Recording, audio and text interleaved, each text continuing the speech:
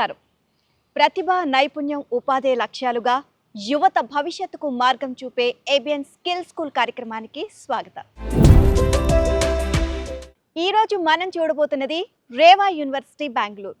జాతీయ, అంతర్జాతీయ స్థాయిలో అత్యద్భుతమైన ర్యాంకులు పొంది అతి తక్కువ కాలంలోనే మంచి గుర్తింపు తెచ్చుకుంది రేవా యూనివర్సిటీ బెంగళూరు.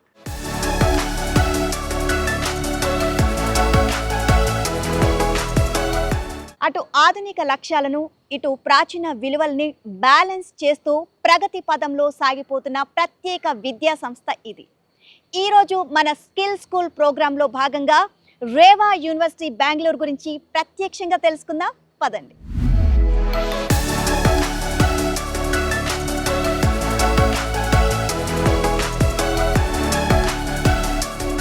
వ్యవసాయ వృత్తి నుండి విద్యావేత్తగా ఎదిగి విద్యార్థులకు బంగారు భవిష్యత్తు ఏర్పాటు చేయడానికి రేవా యూనివర్సిటీ బెంగళూరును స్థాపించిన university chancellor doctor P Shyamaraju గారిని కలుసుకుందాం. యూనివర్సిటీకి సంబంధించి మరిన్ని విషయాలు ఆయన మాటల్లోనే విందాం. పదండి.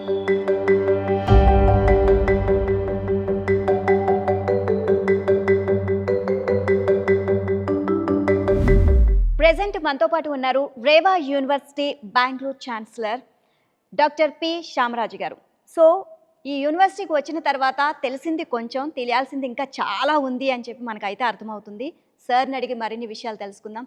సార్ నమస్తే. నమస్తే సార్, యూనివర్సిటీ మొత్తం రాగానే చూసాం మేము. చూసిన తర్వాత 45 ఎకరాల విస్తీర్ణంలో సువిశాలమైన ప్రాంగణంలో మొత్తం కూడా అసలు పచ్చని ఆహ్లాదకరమైన వాతావరణం, స్టూడెంట్స్ కోసం ఒక మంచి భవిష్యత్తు ఏర్పాటు చేయడం కోసమని ఒక కొత్త ప్రపంచాన్ని ఇక్కడ సృష్టించారని మాత్రం అర్థమైపోతుంది. అసలు చాలా అంటే చాలా బ్యూటిఫుల్గా ఉంది సార్ యూనివర్సిటీ. అండ్ కొంతమంది విద్యార్థులతో కూడా మేము మాట్లాడిన తర్వాత అసలు వాళ్ళ ఆనందానికి కూడా అవధులు లేవు. ఇక్కడ చదువుతున్నందుకు మాకు మంచి అవకాశం వచ్చింది, అంతేకాకుండా మాకు ఒక మంచి భవిష్యత్తు కూడా ఏర్పాటు చేయబోతున్నారు అని చెప్పేసి ఇక్కడ వాళ్ళు ఎంతో ఆనందాన్ని వెలుబుచ్చడం జరిగింది.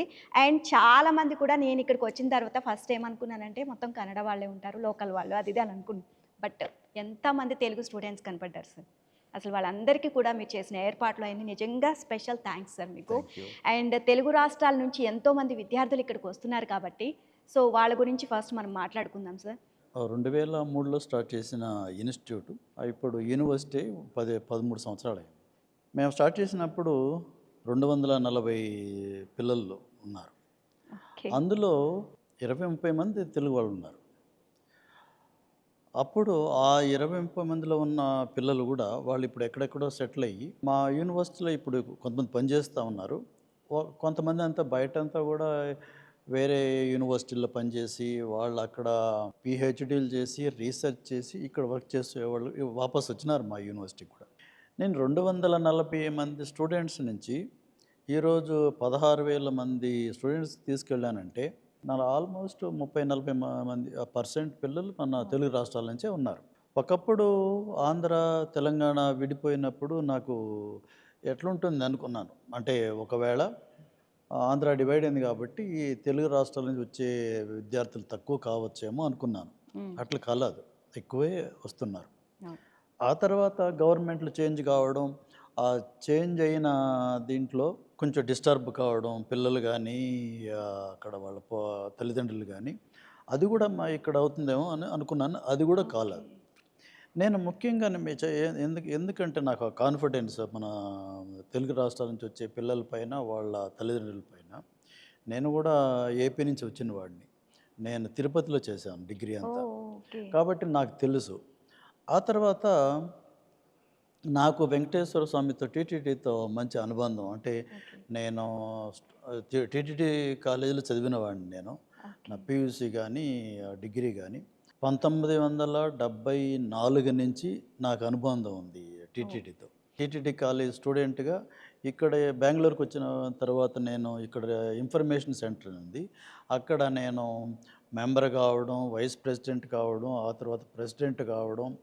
ప్రెసిడెంట్ అయిన తర్వాత తిరుపతిలో ఉన్న రకంగానే ఇక్కడ భజన మందిర్ అనేది ఉంటే దాన్ని నేను ఒక టెంపుల్గా కన్వర్ట్ చేసేదానికి అది ఒక ప్రాజెక్ట్ లాగా తీసుకొని టీటీడీ వాళ్ళని కన్విన్స్ చేసి మేము అది కూడా చేసాం. ఇక్కడ టెంపుల్ వచ్చింది. ఓ నాకు నైస్. చాలా సంతోషం అది నాకు.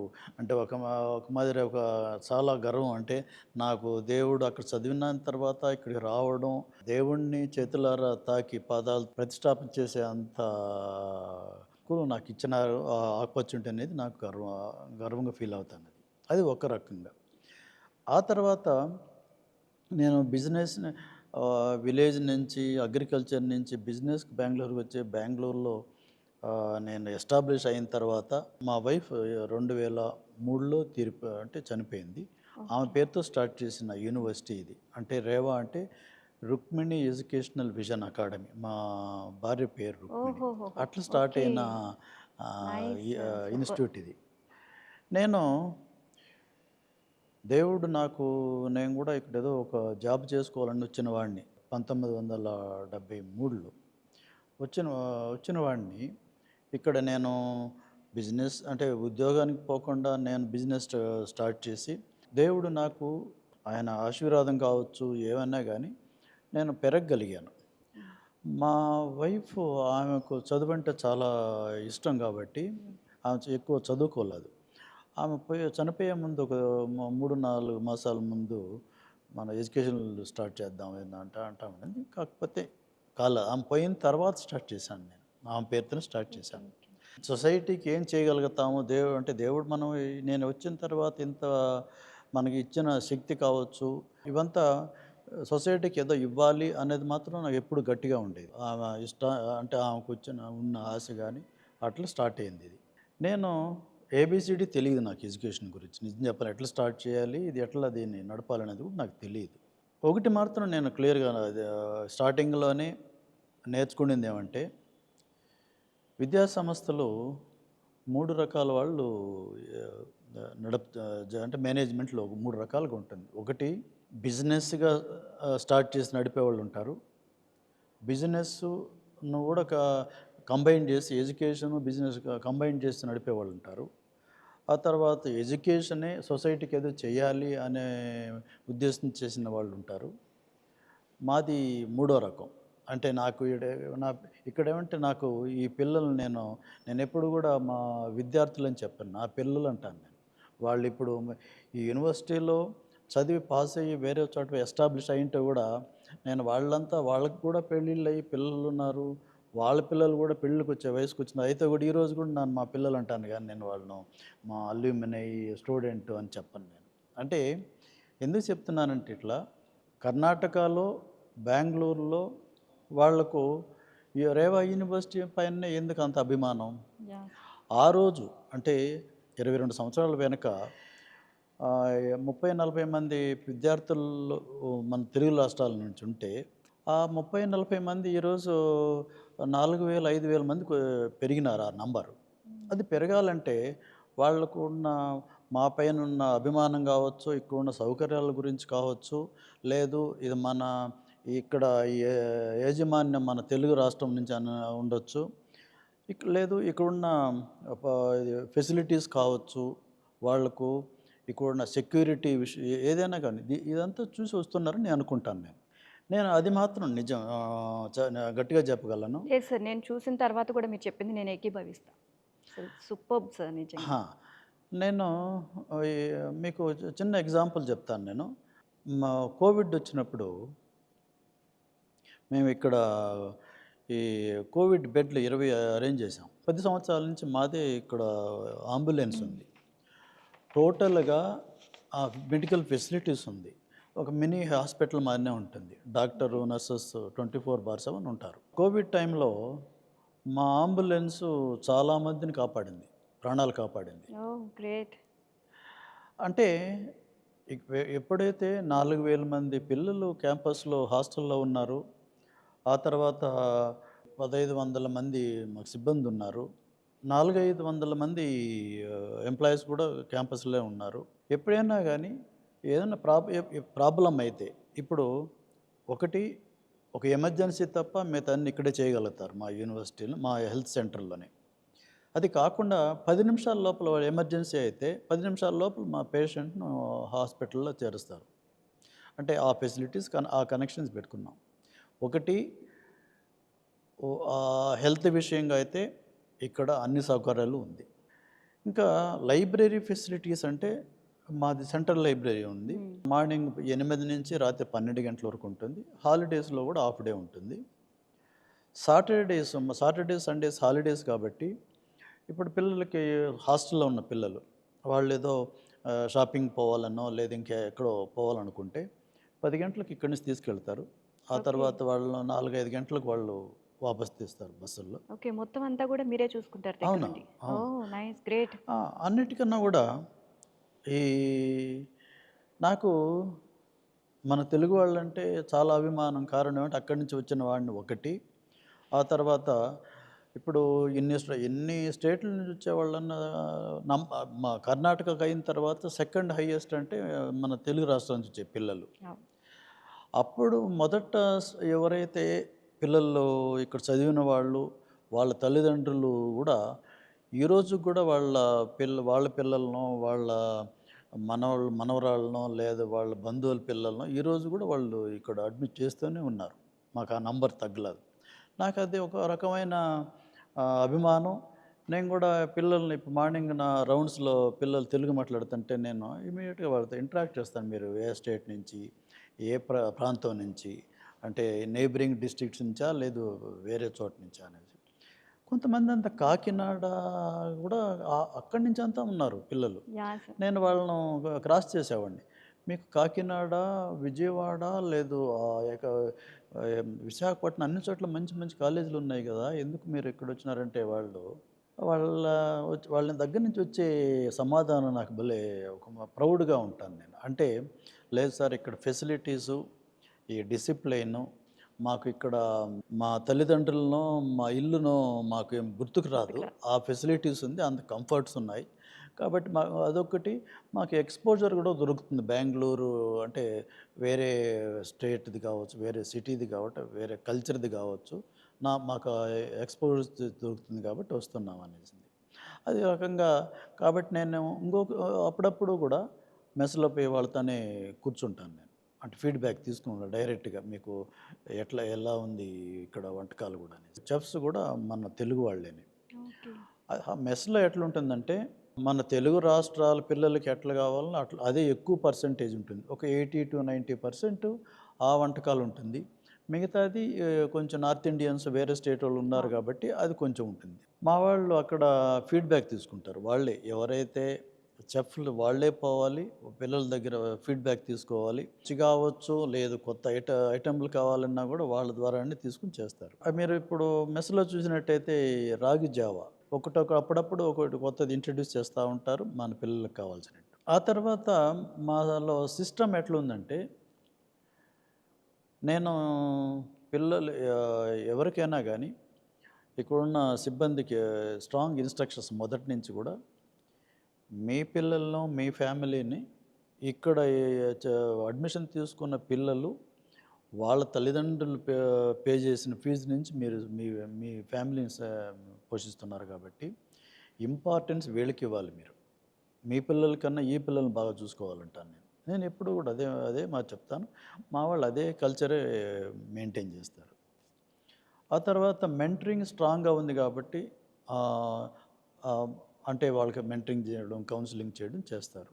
ఇక్కడ సుమారు 200 మంది సిబ్బంది అంటే టీచర్లు, ఫ్యామిలీస్ ఉంది కాబట్టి వాళ్ళకి ఏమైనా డౌట్స్ ఉంటే కూడా అంటే ట్యుటోరియల్ క్లాస్ రూమ్స్ ఉన్నాయి, ల్యాబ్స్ ఓపెన్ ఉంటుంది, లైబ్రరీ రాత్రి 12 గంటల వరకు ఓపెన్ ఉంటుంది. వాళ్ళకి ఏ రకమైన డౌట్స్ ఉన్నా కూడా క్లారిఫై చేసుకోవచ్చు. ఆ తర్వాత ఫస్ట్ క్లాస్ జిమ్ ఉంది. ఇంకా మీరు చూసింటారు ప్లే గ్రౌండ్ అంతా ఎట్లా ఉందనేసి అన్ని ఫెసిలిటీస్ ఉంటుంది. Green clean campus. మీకు మా క్యాంపస్లో ఎక్కడ పోయినా బెంచులు ఉన్నాయి. అంటే బెంచులు ఎందుకేసానంటే ఇప్పుడు మాకు సమ్మర్లో అయితే బెంగళూరులో సమ్మరు ఏప్రిల్, మే, జూన్లో మాత్రమే ఉంటుంది. సిటీ నుంచి ఇక్కడికి సుమారు 2 డిగ్రీలు అంత తక్కువ ఉంటుంది ఇక్కడ ఈ క్యాంపస్లో. ఆ తర్వాత ఈ క్యాంపస్లో ఒక డ్రాప్ వాటర్ కూడా బయట పోదు. రెయిన్ హార్వెస్టింగ్ పిట్స్ ఉన్నాయి. ఆ తర్వాత sewage treatment plant, okay, sanitary water కూడా పెద్ద ప్లాంట్ ఉంది. అది కన్వర్ట్ అవుతుంది. ఆ కన్వర్ట్ అయిన వాటర్‌ని మేము గార్డెన్‌కి అంతా యూజ్ చేస్తాం. ఫ్లషింగ్ కూడా యూజ్ చేస్తాం. ఓకే. దాంట్లో వచ్చే వేస్ట్‌ను మేము తిరిగి కూడా ఆర్గానిక్ ఎరువుగా హుహుహు. కన్వర్ట్ చేస్తాం. మా ఇక్కడ ఫుడ్డు వేస్టేజ్ అనేది చాలా తక్కువ ఉంటుంది. ఎప్పుడు మా వాళ్ళు కాషన్ మీరు ఎంత కావాలో అంత వేసుకోండి. సెకండ్ టైం మీరు సర్వ్ చేసుకోండి గానీ వేస్ట్ చేయొద్దండి అని మాకు డిస్‌ప్లేలు ఉంటాయి. మీరు వేస్ట్ చేసిన ఫుడ్ ఈరోజు ఎంతమందికి ఫీడ్ చేయొచ్చు అనేసి బోర్డ్స్ వస్తూ ఉంటాయి. ఓకే. ఒకవేళ అంత వేస్ట్ అయింది కూడా మేము ఆడ కన్వర్ట్ చేస్తాము గ్యాస్‌గా. వావ్! బయోగ్యాస్‌గా ఓకే. Convert okay. చేస్తాం అది ఆహాహా! కూడా. రాలిన ఆకు కూడా మేము ఎరువు కన్వర్టర్ ఉంది. కన్వర్ట్ చేస్తాం. అంటే ఇదంతా క్యాంపస్ లోపల ఎందుకు చేసినామంటే ఇది కూడా ఎడ్యుకేషన్ పిల్లలకి. హ్మ్. ఇప్పుడు అందరూ డిగ్రీలు ఇస్తారు. డి అది అది కాదు. ఆ డిగ్రీతో పాటు వాళ్ళు ఏమి నేర్చుకుంటారు? ఆ క్యాంపస్‌లో ఎప్పుడు కూడా నేను hands on experience, project based learning, self learning promote చేస్తూ ఉంటాను నేను. అంటే అవంతా ఉంటేనే వాళ్ళ టాలెంట్ బయటొస్తుంది. క్లాస్ రూమ్‌లో ఏదో వీళ్ళు పాఠం చెప్పడం, ఆ తర్వాత వాళ్ళు హోంవర్క్ ఏదో ఇవ్వడం, పిల్లలు ఏదో ప్రైమరీ స్కూల్‌కి వాళ్ళ మాదిరి వాళ్ళు చెప్పడం కాదు. వాళ్ళ దగ్గర మీరు వాళ్ళ టాలెంట్‌ని బయటికి తీయాలి. ఆ రకంగా మీరు వాళ్ళను ప్రోత్సహించి వాళ్ళు ఏ లైన్‌కి పోగలుగుతారో వాళ్ళ ఐక్యూ లెవెల్స్ ఎట్లా ఉంది కనుక్కొని దాన్ని ఐడెంటిఫై చేసి వీళ్ళు దీంట్లో వదలాలి అని చెప్తాను నేను. మేము ఎన్ని ఫెసిలిటీస్ ఇచ్చినా కానీ హ్మ్. ఆ కోర్సులంతా కూడా ప్రతి సంవత్సరం కూడా మేము కొత్త కోర్సులు ఇంట్రొడ్యూస్ చేస్తూ వస్తాం. ఓకే. హుహుహు. కొత్త కోర్సులు ఎట్లా ఇంట్రొడ్యూస్ చేస్తాం అంటే ఇప్పుడు సుమారు 400, 500 కంపెనీలు మాకు ఇక్కడ రిక్రూట్మెంట్‌లకొస్తారు. హ్మ్. ఆ రిక్రూట్మెంట్ ఆ టైంలో వాళ్ళ దగ్గర నుంచి ఫీడ్‌బ్యాక్ తీసుకుంటాం. మా పిల్లలు ఇంటర్వ్యూస్ ఎట్లా ఫేస్ చేస్తున్నారు? ఓకే. ఓకే. ఆహా! మీకు తగినట్టు వాళ్ళు ఆన్సర్ చేస్తున్నారా? ఒకవేళ ఇది ఎందులో వెనకబడినారు అనేసి కనుక్కుంటాం. అది సిలబస్ గురించి కావచ్చు, వాళ్ళకు స్కిల్లింగ్ గురించి కావచ్చు, లేదు వాళ్ళ ఎక్స్‌ప్రెషన్ కావచ్చు, ఆటిట్యూడ్ కావచ్చు, ఇదన్నీ కూడా ఫీడ్‌బ్యాక్ తీసుకుంటాము. తీసుకున్న తర్వాత దానికి తగినట్టుగా సిలబస్ రెడీ అవుతుంది. ఏ కంపెనీల నుంచి మీ ఇండస్ట్రీ నుంచి ఒక ఐ వాళ్ళ కొంతమందిని మా సిలబస్ కమిటీలో వేసుకుంటాం. హ్మ్. అంటే వాళ్ళకి తగినట్టుగా ఇక్కడ సిలబస్ రెడీ అవుతుంది అప్పుడు. ఇట్లా కొత్తవంతా చేసుకున్న తర్వాత మేము కొత్త కోర్సులకు సర్వే చేసి దానికి కావాల్సిన ఫెసిలిటీస్ రెడీ చేసుకొని కొత్త కోర్సులు ఇంట్రొడ్యూస్ చేస్తూ వస్తాం. అంటే సార్ కొత్త కోర్సులు, కొత్త టెక్నాలజీని పాఠ్యాంశాల్లో చేరుస్తున్నప్పుడు సో, ఎలాంటి ప్రమాణాలు పాటిస్తారు? దాన్ని అందులో ఇంప్లిమెంట్ చేయడానికి? అండ్ పిల్లల భవిష్యత్తు గూడా చూసుకోవాలి. అది వాళ్ళకి ఎంతవరకు యూజ్ అవుతుంది? సో, ఎంతవరకు యూజ్ కాదు? ఇవన్నీ కూడా మీరు చూసుకోవాలి. సో, ఇవన్నీ ఎలా గైడ్‌లైన్ చేస్తారు మీరంతా? ఇప్పుడు మేము ఇప్పుడు 2026లో చేసే ప్రోగ్రాములకు మేము 2024 నుంచే సర్వే చేస్తారు. ఆ! ఓకే. ఎట్లా సర్వే చేస్తారంటే, ఒకటి ప్లేస్‌మెంట్స్ అయ్యేటప్పుడు ఏమేమి ఫీడ్‌బ్యాక్ వస్తుంది. హుహు. ఆ తర్వాత ప్రపంచంలో ఎట్లా రిక్వైర్మెంట్లు ఎట్లొస్తుంది. హ్మ్. ప్లేస్‌మెంట్లు ఏ రకంగా అవుతుంది. టెక్నాలజీ ఎలా ముందుకెళ్తూ ఉంది. ఈ డిజిటల్ వరల్డ్‌లో ఇంక 5 ఇయర్స్ ఎట్లా ఉండొచ్చు, 10 ఇయర్స్ ఎట్లా ఉండొచ్చును, 20 ఇయర్స్‌కి ఎట్లా ఉండొచ్చు అనేది మేము మా మా ఆ రీసెర్చ్ అనేది ఎప్పుడూ జరుగుతూ ఉంటుంది. ఓకే. ఇప్పుడు మాది టోటల్‌గా మేము ఎగ్జాంపుల్ చెప్తాను మీకు తిరిగి. కోవిడ్ టైంలో లాక్‌డౌన్‌లో అయింది. హ్మ్. ఆన్‌లైన్ క్లాసెస్‌కెళ్ళిపోయాను ఆఫ్‌లైన్ నుంచి. మీరు నమ్మినా నమ్మకపోయినా ఇండియాలో ఒక 3, 4 యూనివర్సిటీలు అంటే ఇమ్మీడియేట్‌గా ఆఫ్‌లైన్ నుంచి ఆన్‌లైన్‌కి పోయిన యూనివర్సిటీలున్నాయి. అందులో హ్మ్. మాది కూడా ఒకటి. ఓకే. థర్డ్ డేనే మేము ఆన్‌లైన్‌కి వెళ్ళిపోయినాం. మా హ్మ్. క్లాసులో ఏమి పిల్లలకి డిస్టర్బ్ కాలేదు. అది కాకుండా నేను మాకు స్టూడియోస్ ఉన్నాయి. ఒకటి జర్నలిజం ఉంది కాబట్టి దానికి సెపరేట్ స్టూడియో ఉంది. పాడ్‌కాస్టింగ్‌కు, రీల్స్ చేసేదానికి అంత వేరే స్టూడియో ఉంది. హ్మ్. అంటే అన్ని ఫెసిలిటీస్ ఉన్న లేటెస్ట్ స్టూడియో ఒకటుంది. నేను మా జర్నలిజం ఉన్న ఈ స్టూడియోలోనే నేను ఒక 300, 400 సార్లు నేను అంటే అన్ని స్టేటుల్లో, అన్ని కంట్రీల్లో ఎక్కడెక్కడి నుంచి పిల్లలు ఉన్నారో మూల మూలకున్న పిల్లలతో వాళ్ళ తల్లిదండ్రులతో మాట్లాడాను నేను అప్పుడు. అంటే అన్ని సార్లు అడ్రస్ చేశాను నేను ఈ మా స్టూడియో నుంచి. అంటే మీకు ఈ ఆన్‌లైన్ క్లాసులు ఎట్లా జరుగుతూ ఉంది? ఇక్కడి నుంచి ఏదైనా ప్రాబ్లమ్‌లు ఉందా? మీ నెట్‌వర్క్‌లు ఎట్లుంది? తల్లిదండ్రులు కూడా అప్పుడు అట్లే చెప్పాను. ఈరోజు మీరు ఇవ్వాల్సింది లగ్జరీ ఫోన్‌లో లేదు డ్రెస్సో అవి కాదు. నెట్వర్క్. నెట్వర్కు ఆ తర్వాత ల్యాప్‌టాప్‌లు దానిపైన ఇన్వెస్ట్ చేసి ప్రొవైడ్ చేయండి. మిగతాది మేము చేస్తాం ఇక్కడి నుంచి. అంటే ఏ రకంగా అయినా పిల్లలకు కావాల్సిన సౌకర్యాలు ఇవ్వాలి. అది మీరు చేయాలి. మా పక్క నుంచి మేమున్నా కూడా మీరన్నట్టు ఓపెన్‌గా చెప్పండి. దాన్ని ఇక్కడ నేను టైట్ చేస్తాననేసి. అట్లంతా కూడా చేయగలిగినాను నేను. ఓకే. అంటే నేను మీకు అందుకే చెప్పాను. 3 రకాలు మేనేజ్‌మెంట్‌లు ఉంటారు. అందులో మే ఇప్పుడు నా పనేమి పిల్లల చదువుకు ఏం కావాలి అది నేను దాన్ని ప్రొవైడ్ చేయాలి. సిబ్బందికి కావాల్సిన సౌకర్యాలు, ఫెసిలిటీస్ ఇవ్వాలి. వాళ్ళకి సపోర్ట్ ఇవ్వాలి. ఇది మాత్రమే నా పని అంటాను నేను. నా పని నేను చేస్తున్నాను. మీకు మా సిబ్బందికి పాండమిక్ టైంలో ఒక్కరోజు కూడా మేము ఇంతవరకు ఈ 23 ఇయర్స్ జర్నీలో మేము 31 ఎప్పుడూ మిస్ కాలేదు. 31, 30th ఇచ్చటం కానీ సెకండ్‌కి పోలేదు శాలరీ ఇవ్వడం. అప్పుడు కూడా కొంతమంది అంతా 30-40% కట్ చేసి శాలరీస్ ఇచ్చినారు. మేము చేయలేదు. అప్పుడు కూడా ఫుల్ శాలరీ ఇచ్చాం. మాకు ఒక సుమారు ఆ టైంలో 2 సంవత్సరాలు కలిపి ఒక 100,00,00,000 లాస్ అయింది. ఓహ్! ఎందుకంటే కొంతమంది కట్టలేకుండా పోయినారు. కొంతమంది డ్రాప్ అయిపోయినారు. ఓకే. తల్లిదండ్రులను పోగొట్టుకున్న పిల్లలు ఉన్నారు. వాళ్ళందరికీ మేము వాళ్ళ ఫీజు అడగలేదు. ఆ తర్వాత ఎక్కడెక్కడైతే మేము ఫీజు తక్కువ చేయగలమో అది తక్కువ చేశాం. అట్లంతా కూడా ఒక 100,00,00,000 పైన మాకు లాస్ అయినా కూడా నేనెప్పుడు కూడా అది ఎవరి పైనను భారం వేయకుండా చేశాను నేను. నాది 100% సొసైటీని ఎలా బిల్డ్ చేయాలి? ఇక్కడ చదివే పిల్లలు వాళ్ళు చదివి బయటపోయిన తర్వాత లీడర్స్‌గా బయట పోవాలి. బయటొచ్చే ఛాలెంజెస్‌ని అన్నీ కూడా వాళ్ళు ఫేస్ చేయగలగాలి. అంటే లీడర్‌షిప్ క్వాలిటీస్ వాళ్ళు రావాలి. వాళ్ళు జాబ్ ప్రొవైడర్స్ కావాలి ముందుకు. అని ఇట్లా ఇదే ఆలోచనలతోనే నేను ఎప్పుడూ కూడా అదే మాదిరినే ట్రైనింగ్ చేస్తూ ఉంటాను నేను. పిల్లలకు కూడా అదే ప్రోత్సాహం ఇస్తూ ఉంటాను. ఓకే. సార్ నిజంగా అసలు చాలా గ్రేట్ సార్. అంటే మీరు ఇంతకుముందు చెప్పినట్లుగా చదువు అనేది పిల్లలకి అందించడానికి ఒక వ్యాపారంలాగా కాదు. దాన్ని పిల్లలకి మంచి భవిష్యత్తు ఏర్పాటు చేయడం కోసం అని చెప్పేసి ఇందులోకి దిగారని చెప్పేసి మాకు అర్థమవుతుంది. అండ్ ఇక్కడ ఏదో ఇన్‌స్టిట్యూషన్ అంటే ఒక యూనివర్సిటీ ఏదో పెట్టామంటే పెట్టామన్నట్టు కాకుండా హాస్టల్ అంటే వసతులు ఉన్నాయో లేవో అలా సర్దుకుపోతారు. ఎట్లాగో ఉన్నారు కదా ఇక్కడే సర్దుకుపోతారు. అలా కాకుండా ప్రతి ఒక్కటి కూడా మీరు దగ్గరికెళ్ళి క్షుణ్ణంగా పరిశీలించి అంత అవసరం లేదు మీకు.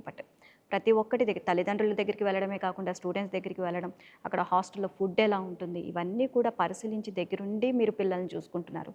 అది నిజంగా చాలా గ్రేట్.